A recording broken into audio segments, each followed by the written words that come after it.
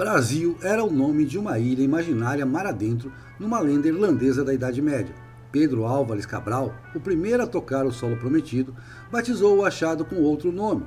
Não seria ele o responsável pelo descobrimento da maior parte do Brasil, mas sim Américo Vespúcio, que em 1501 e 1503 navegaria por larga extensão da costa, dando conta da vastidão das terras prometidas de véspera ao pequeno reino de Portugal. Portugal nascera bem antes, em 868, por obra de Vimara Pérez, primeiro conde de Portugal, ele que descendia dos asturianos e galegos, heróis da reconquista cristã da Península Ibérica aos muçulmanos. Foi para dar sequência a essa cruzada aos infiéis que os lusos se lançaram ao mar-oceano a partir de 1415. Acabariam apresentando o mundo ao mundo em questão de 100 anos, responsáveis pelo maior feito histórico em todos os tempos. A publicação de um livreto atribuído a Américo Vespúcio deu fama à América Portuguesa e aos índios locais em toda a Europa. Não se sabe se foi esse livreto, associado à lenda irlandesa, a impor pelo costume o nome Brasil para as terras visitadas ou se o batismo definitivo deveu-se à exploração do pau-brasil, primeiro negócio rentável no novo território. Os franceses logo seguiriam a trilha de Vespúcio e estabeleceriam bons contatos e bom comércio com os nativos da costa, os tupis e seus primos, os guaranis. Haveria guerra entre portugueses e franceses pelo território em mais de um lugar e ocasião, com ponto alto na disputa pela margem direita da Baía de Guanabara, onde os portugueses fundariam São Sebastião do Rio de Janeiro em 1565, como resultado da expulsão de seus adversários europeus. Um dos heróis da conquista lusa foi um guerreiro tupi, Araribóia, logo batizado Martim Afonso de Souza Araribóia. Não foi pequena a participação de seus liderados em batalha. Araribóia ganhou do rei de Portugal, de presente, a margem esquerda da Bahia, a futura Niterói, que pertenceria a seus descendentes por muitas gerações. Portugueses degredados ou aventureiros, como João Ramalho e Diogo Alvarez, o Caramuru, ou mesmo nobres como Jerônimo de Albuquerque, logo se envolveram com as índias tupis e povoaram a terra, dividida inicialmente em donatarias, espécie de parceria público-privada entre a coroa portuguesa e capitães de conquista e nobres lusos. Antes da fundação da primeira capital do Brasil, Salvador, em 1549, viviam no litoral os tupis e os guaranis. Eram povos agricultores, moravam em comunidades de mais ou menos 200 indivíduos e não se davam com os índios do interior, chamados por eles tapuias. Tapuia significa estrangeiro na língua tupi. Na verdade, eram povos em sua maioria nômades, caçadores-coletores, também em maioria falantes de línguas do tronco macro-G. Da ampla mestiçagem entre tupis e portugueses, descenderiam a nobreza da terra e três tipos responsáveis pela colonização interna: os paulistas, os baianos e os pernambucanos. Aproveitando-se da União Ibérica, fusão entre os reinos de Portugal e da Espanha, donos de quase toda a América do Sul, união que durou de 1580 a 1640, os paulistas descobririam e colonizariam o que hoje são as regiões Sul e Centro-Oeste e o Amazonas. Seriam eles a explorar, no final do segundo século de povoamento luso-mameluco, as Minas Gerais, glória dividida com os baianos da Casa da Ponte, dos Guedes de Brito, chamados depreciativamente pelos paulistas de Emboabas, algo como metidos à besta, pois seu comandante Manuel Nunes Viana era português europeu de nascimento. Dos comandados dos Guedes de Brito e dos Ávila, estes descendentes de Caramuru e Catarina Paraguaçu, senhores da Casa da Torre, deu-se o povoamento dos sertões nordestinos e do norte do que viria a ser Minas Gerais. Mesclaram-se os conquistadores aos ditos tapuias, dando origem a um homem sertanejo típico de vocação boiadeira. Os pernambucanos, pelo filho de Jerônimo de Albuquerque com a tupi batizada Maria do Espírito Santo Arcoverde, Jerônimo de Albuquerque Maranhão, conquistariam o litoral entre Alagoas e o Maranhão. Dessas três vertentes, fez um imenso país, que nos 2 primeiros séculos criava gado no interior e transformava cana em açúcar no litoral. O açúcar era então um produto muito valioso. Portugal detinha o monopólio da técnica de produção e a Bahia e Pernambuco se tornaram os maiores produtores mundiais. Ficaram muito ricos os brasileiros no século iniciado em 1601, pelo menos até ingleses e franceses passarem a também produzir açúcar no Caribe, aumentando a oferta e tornando o produto barato. Tanta riqueza permitiu a compra de muitos escravos na África, de etnias bantus e sudanesas. Em compensação, atraiu a atenção da Companhia das Índias Ocidentais, de holandeses, que pelas armas tomaram a Bahia para si.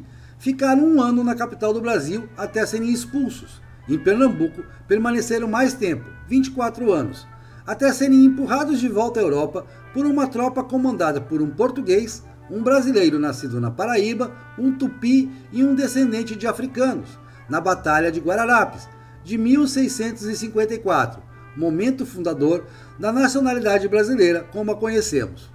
A partir de 1698, descobre-se ouro, primeiro no que viria a ser Minas Gerais, logo em seguida em Goiás e Cuiabá, núcleo pioneiro do futuro Mato Grosso. Centenas de milhares de portugueses chegam em busca da sorte. Com sorte ou sem sorte pessoal, na faina da busca do ouro e dos diamantes, ficariam por aqui, consolidando o povoamento do gigante país, quase 100 vezes maior do que a porção europeia de Portugal. Inconfidência Mineira, Tiradentes, episódio de menor importância, valorizado em demasia nos livros escolares do século XX, que falam de uma aspiração de independência que, na verdade, praticamente não existia. Africano, tupi-tapuia e luso no sangue, português no idioma e na cultura, o brasileiro bem recebe seu rei, Dom João VI, em 1808, descendente dos Bragança, a família que restabelecera a independência da nação portuguesa em 1640. Decide a família que daqui não sairia, seus herdeiros haveriam de governar as duas partes da mesma nação, além de outras partes de alguma importância, como Angola, Moçambique e pedaços da atual Índia. Assim se fez, ainda que por ciúmes e brigas diversas acabassem se separando a América Portuguesa e Portugal Europeu, processo iniciado em 1822 e concluído apenas em 1831. Dois filhos de Pedro I, quarto de Portugal, Maria II e Pedro II, ambos nascidos no Rio de Janeiro, governariam os dois países respectivamente. Imperador e rainha descendiam também de uma princesa austríaca, de língua alemã, Maria Leopoldina. Por conta da princesa, imperatriz consorte do Brasil, os alemães serão os primeiros imigrantes de grande importância no novo e contínuo fluxo de povoamento, iniciado em 1819, mantendo-se intenso até meados do século XX. Espanhóis, italianos, novos portugueses, alemães, japoneses, poloneses, sírio-libaneses e outros chegaram aos milhões, enriquecendo e diversificando a cultura brasileira, desde sempre propensa a aceitar bem as diferenças culturais.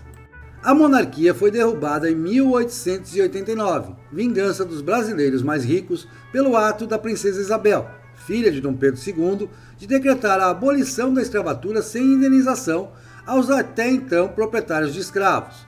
Entre os poucos entusiastas verdadeiros da República estavam os seguidores de uma ideologia então na moda na Europa, o positivismo, de inspiração autoritária, relativamente popular nas Forças Armadas. Além do gaúcho Júlio de Castilhos, seu representante mais célebre foi o segundo presidente da República, Floriano Peixoto, primeiro ditador do Brasil. Sim, primeiro ditador, pois desde 1532 as câmaras municipais detinham grande poder no país e eram eleitas democraticamente. Quem fecharia de vez as câmaras seria o segundo ditador do Brasil, Getúlio Vargas, admirador do italiano Mussolini. Por 7 anos, entre 1938 e 1945, conduziu um regime de inspiração fascista, o Estado Novo. Getúlio, antes de professar qualquer ideologia, porém, passou a vida a cultivar o getulismo, o culto popular à sua personalidade peculiar, de estancieiro gaúcho. Será o filho de outro estancieiro, amigo íntimo de Vargas, a herdar pela sorte a presidência do Brasil em 1961.